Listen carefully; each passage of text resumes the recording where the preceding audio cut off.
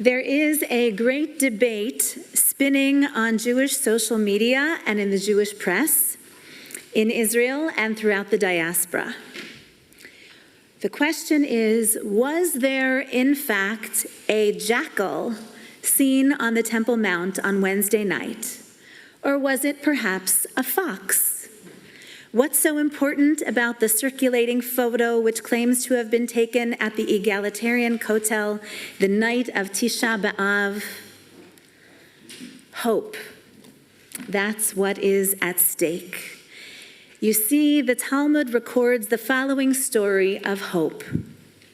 In the aftermath of the destruction of the Second Temple, Rabban Gamliel, Rabbi Elazar ben Azariah, Rabbi Yoshua, and Rabbi Akiva went up to Jerusalem. And when they reached Mount Scopus, they tore their garments. When they reached the Temple Mount, they saw a fox emerging from the place of the Holy of Holies. And they wept, except for Rabbi Akiva. Rabbi Akiva laughed. "Why are you laughing?" they asked him. "Why are you weeping?" he asked them in turn. They said to him, "Such a holy place, and now a fox traverses it. Why shouldn't we weep at such a sight?" And Akiva said to them, "That is exactly why I laugh. For it is written about the first temple, 'Therefore, because you, Zion, shall be plowed up as a field, Jerusalem shall become heaps of ruin, and the Temple Mount like the high places of a forest.' But it is written about the second temple, 'Old men and old women shall yet sit in confidence in the streets of Yerushalayim.'" Akiva continued, "As long as the first prophecy had not been fulfilled, I feared that the second prophecy, Zechariah's prophecy, might not be fulfilled either. But now that I have seen with my very own eyes that the first prophecy has been fulfilled, with the fox walking across the Temple Mount, then I can be confident that the second prophecy will also be fulfilled." And with these words, they replied to him, "Akiva, you have comforted us. Akiva, you have comforted us." So now, whether it was a fox or a jackal, whether it was seen on Tisha B'Av, or actually the photograph is from 2020 during the pandemic when all kinds of animals were able to emerge from their hiding places, it doesn't really matter to me. What matters to me, what I find absolutely inspiring, is that we are the kinds of people who are always on the lookout for Rabbi Akiva's fox. Our people is so bound to hope that we will look for any glimmer of hope, any evidence that we might find that there is reason not to despair. If there is a fox, a symbol of how far our holy places and the holy ideals they represent can fall, then there must also be the possibility that prophecies of noble and lofty ideals can also be realized. Nachamu, nachamu ami. Comfort, O comfort my people, says your God. Speak to the heart of Jerusalem and declare to her, Isaiah says, that her term of service is over, that her iniquity is expiated, for she has received at the hand of God double for all her sins. Shabbat Nachamu is to comfort us after Tisha B'Av. Shabbat Nachamu is to ease the suffering of a people in mourning. It's fair to say that the themes of Tisha B'Av were more resonant and more relevant for many people this year than it had been in the past. Although Tisha B'Av commemorates the destruction brought to Jerusalem by the Babylonians 2,500 years ago and again by the Romans 2,000 years ago, the Jewish response to the fall of the temple and the exile that followed was to ask, what did we do to bring this about? What did we do to make ourselves vulnerable and exposed? Don't misunderstand. This is not a sick case of blaming the victim. This is an extraordinary, radical example of responsibility, an admirable approach to suffering. How can we empower ourselves as a people to protect from future calamity? That's our question. What can we learn from such suffering? What were the warning signs then? What were the stages of weakening that we should always be on the lookout for? One of the many things that I admire about Canadian Jewry is its Zionism. Right, left, and center, there is a deep love and respect for Israel, an abiding loyalty. There is an innate sense of pride in Israel and a built-in trust in Israelis to find a way. But I have to admit, I fear that this great pride has inadvertently blinded us to the fact that Israel is in real trouble now. For more than 75 years, Canadian Jews have looked on and worried war after war, intifada after intifada, through sealed rooms and sirens, through BDS movements and unfair treatment in the halls of the UN. And thank God, Israel has survived them all. We have watched and worried from a safe distance, and we have been lulled into believing that Israel can survive anything. We have come to believe that Israelis are superheroes who can outmaneuver missiles with Iron Dome and outsmart enemies with a spy network of intelligence and outlive disproportionate international criticism with their heads held high. But Israelis are not superhuman. They are very human. And the state of Israel is not immune to the waves of extremism and totalitarianism threatening many free countries of the world today. In many ways, the Jewish state is entirely unique. But in this way, the Jewish state is like other nations of the world. We are not immune. Yes, to be a Zionist means to believe that in the Jewish people's right to self-determination in our ancestral homeland. But to be a Zionist does not mean to be blind to Israel's weaknesses or to be so loyal that we are afraid to say out loud when Israel is in trouble, as if it won't be a fact on the ground so long as we deny it. But this time, it is not some external threat. External threats can be managed with skills and strengths that Israel has cultivated for more than 75 years now. But internal threats, these are even more dangerous. And truth be told, the Jewish people does not have such a good track record when it comes to seeing our way out of internal conflict. 3,500 years show patterns of extraordinary resilience and resolve whenever an enemy rises against us. But Tisha B'Av comes to shine a bright light on the danger of internal cracks, the clash and conflicts within. Tisha B'Av warns, ignore them at your own peril. So to be a loving and loyal Zionist today, at this blessed moment of Jewish history, means to be willing to see and to say, Israel is in trouble. We are in trouble.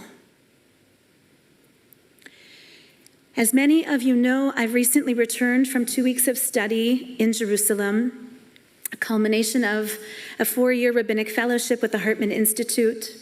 It was a special joy to share my graduation with my parents who came from Boston. And I look forward to sharing with you over the coming months some of the ideas and texts that I learned in the study halls of the Hartman Institute. But what I want to share with you today is what I learned from the demonstrations in the streets and in the city squares of Jerusalem. For more than 7 months, Israelis have been gathering every Saturday night to demonstrate, and some of you have joined them in your visits.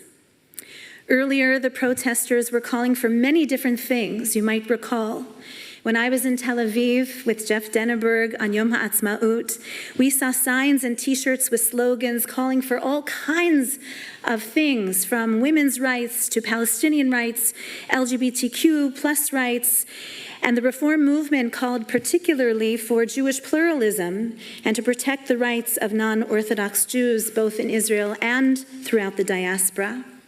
There were even different colored flags and different slogans and T-shirts for each of these worthy causes. But now there is primarily just one flag. At the rallies throughout the country, it is the flag of Israel. And there is now one dominant and unifying message: democracy, demokratia. You have seen, I imagine you've seen the same incredible drone images that I have seen of tens of thousands of Israelis walking towards Jerusalem in anticipation of Tisha B'Av earlier this week, in anticipation of the Knesset's first vote on the proposed judicial reforms. Israelis of many backgrounds, even some who voted for this current coalition, joined in the march to Jerusalem, a sea of blue and white flags carried by young and old, by religious and secular, Ashkenazi and Sephardi, off-duty IDF soldiers and veterans. They all swelled the roads leading to the Knesset. My friends gave reports of a unity that they had not witnessed before. Farmers brought food and water to sustain them. Medical professionals volunteered to tend to anyone who was overcome by the heat or the exhaustion of the miles under their feet. Songs of the promise of Israel were sung along the way to lift their spirits and to make them believe that change was possible. It was a hopeful march to Jerusalem. And then 2 days before Tisha B'Av, the vote came down like a hammer. Without one hint of compromise, without one hint of recognition that millions of Israeli citizens have been crying out against the judicial reforms, this was, in my opinion, the greatest blow. This was, in my opinion, insult to injury. To my mind, this was something new that must inform and instruct us now. Some people I know and trust do believe that there needs to be a corrective to the power that the Supreme Court holds. But this is not what I'm talking about. This is not that. What we saw this week was a power grab to the extreme. This is a government's refusal to listen to its own people. This is a coalition's outright refusal to compromise. And this is very dangerous, how triumphant they were with this vote. There were suggestions made by the opposition for negotiation, and they were flatly rejected, to the surprise of many. This government is going for broke. It is not only about judicial reforms, it is about a redefining and rewiring of the Jewish state altogether. It is about setting a new agenda, a new identity, a new trajectory for a different Israel, different than the one we have known since its founding. The millions of Israeli protesters are defending the very definition of Israel. They are fighting to maintain the open-minded, open-hearted, open-spirited articulation of the Zionist dream. So where can hope be found on this Shabbat of comfort? Every demonstration concludes with the singing of Hatikva, the hope. Where is the Nechemta on this Shabbat Nachamu? Where is the uplift on this Shabbat of comfort? We can turn to at least 3 places: to our sacred texts, to the character of the Jewish people, and to our own responses, our own actions. While only citizens of Israel have a vote, diaspora Jewry has a voice, and Israelis are now calling on us to use our voice. When Reform rabbis of Israel were asked this week, what message do they want Reform rabbis from the diaspora to bring to our congregations? Here's what came, just a few excerpts. Rabbi Chaim Shalom says, I want you to talk about how hard it is to see a country one loves choose a dangerous path of self-harm. I want you to talk about hope, and I want you to talk about love. Democracy is not just by the people and of the people, it must also be for the people, all the people. This great injustice is part of a long abandonment of universal values which the people of Israel have allowed to happen for too long a time. And Rabbi Shalom continues, but by the time Shabbat comes around, we will be on the other side of Tisha B'Av. And while that is a day of mourning, it is also a testament to our resilience. Tisha B'Av is also a testament to our tenacity and our ability to continue to survive and to adapt. We shall overcome because we have hope, because we have love. Thank you for loving us. We will not stop fighting for this country on your behalf. And Rabbi Liora Ezrachi Vered says, this is not the end. This is just a pit that we can climb out of, like Joseph did. Like all those who are struggling, we need friendship and solidarity more than ever now. The rabbis and members of the Reform movement in Israel are frontline activists, and we need your partnership. And Rabbi Rinat Safanya says, you know our country is burning. Yet the protests brought many indifferent people out of their houses to show how important this country is to them and how unwilling they are to give up on their democracy, their civil rights, and matters of religion and state. We really hope that this protest will also lead people to choose with their feet and join the liberal movements like the Reform movement. So let me conclude with today's Haftarah. When we hear the prophet Isaiah saying, ascend a lofty mountain, O herald of joy to Zion, raise your voice with power. O herald of joy to Jerusalem, raise it, al tira'u, do not be afraid. 5 calls to action. First, show up. If you want to stand in solidarity with the citizens of Israel who are fighting for democracy, you can join at Queen's Park tomorrow at 4 p.m. I will be among the speakers there. Bring your flag, bring your love for Israel. I'm told that the government of Israel does, in fact, take notice of when diaspora Jewry shows up like this. And even if that isn't true, even if they could care less about what we're doing in Toronto, I am certain that the citizens of Israel, both living here in Toronto locally and those in Israel, take note of our gathering. And they are reinvigorated when they know that we are with them. Number 2, let your voice be heard in writing. If you want to reinforce the message that diaspora Jewry objects to bigotry, sexism, racism, and homophobia expressed by some of Israel's current leadership, you can write to them directly. The link with email addresses and some sample letters are provided on our Lean Into Israel page on the Holy Blossom website. Tell the elected officials of Israel what is your vision for the state of Israel. Tell them that you stand by the values articulated by our founding fathers in Israel's Declaration of Independence. Tell them that you want to see global Jewries strengthened by continued recognition of Reform conversions and recognition of Reform rabbis and Reform congregations just like ours. 3. Tzedakah.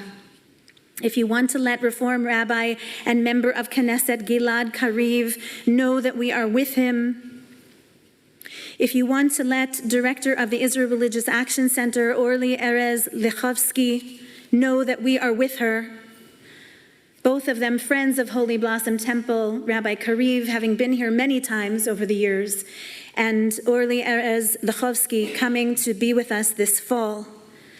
If you want them to know that we stand behind them, contribute to the Israel Movement for Progressive Judaism and to the Israel Religious Action Center. We can be extremely proud of how our sister congregations and Reformed Jewish leadership in Israel has been on the front lines of this movement from the very beginning. 4, reach out. As I said from the beginning of this crisis, reach out to your Israeli friends and relatives. Even simply, just a one-line email, I'm thinking of you, I'm with you. It is a painful time, and they look to us now for reinforcement and encouragement. They are tired, and while they are determined that they are in it for the long haul, they need to know that they are not alone. The simplest phone call or comment on Facebook can make all the difference. And 5, the 5th call to action, pray. Ve'et Hanan. Moses prays and pleads when he is feeling hopeless about the future. Not every time, but often when we pray, we find our way to new stores of strength, new expressions of courage, new insights and new perspectives that can open up for us the pathways to a hopeful future. The psalmist pledged himself, as we do now, saying, "For Zion's sake, I will not stay silent.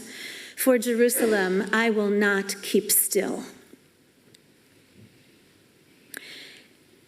And the prophet Isaiah insists, "Nachamu, nachamu, ami yomar Elohechem. Dabru al lev Yerushalayim. Comfort, O comfort my people, says your God. Speak to the heart of Jerusalem."